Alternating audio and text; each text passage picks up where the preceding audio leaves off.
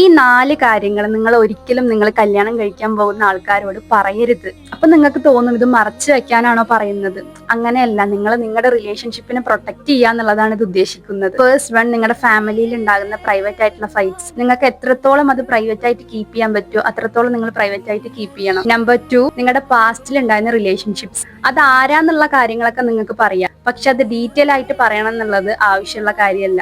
Don't over share your weakness. നിങ്ങളുടെ weakness ഒക്കെ അവർ gradually പഠിച്ചോളും with love. Number 4, never share other people secrets. നിങ്ങളുടെ ഫ്രണ്ട്സിന്റെയോ ഫാമിലിയിലോ ഉള്ള ആൾക്കാരുടെ ഒക്കെ ഡിവോഴ്സ്, അതുപോലെ തന്നെ നിങ്ങളുടെ ഫ്രണ്ട്സുമായിട്ടുള്ള പേഴ്സണൽ കോൺഫ്ലിക്റ്റ്, ഇതൊന്നും നിങ്ങൾ ഷെയർ ചെയ്യരുത്. കാരണം ഇതൊന്നും നിങ്ങളുടെ പാർട്ട്ണറിന്റെ കയ്യിലല്ല കിടക്കുന്നത്. പക്ഷെ നിങ്ങൾ ഇങ്ങനെ പറയുന്നതിലൂടെ അത് ഉണ്ടാക്കിയെടുക്കുന്നത് സൈലന്റ് ആയിട്ടുള്ള ജഡ്ജ്മെന്റ്സ് ആണ്. നിങ്ങൾ എപ്പോഴും ഹോണസ്റ്റ് ആയിട്ട് ഇരുന്നാലും ഇതേ കാര്യങ്ങൾ നിങ്ങൾക്കെതിരെ തിരിച്ചടിക്കാം ഏത് സമയം വേണമെങ്കിലും. നിങ്ങൾ തന്നെ ഒരു ഹിന്റ് കൊടുത്ത പോലെ ആയിരിക്കും അവർക്ക് നിങ്ങളുടെ മേലെയും ഇതേ ഡൗട്ട്സ് കാര്യങ്ങളൊക്കെ വരാം.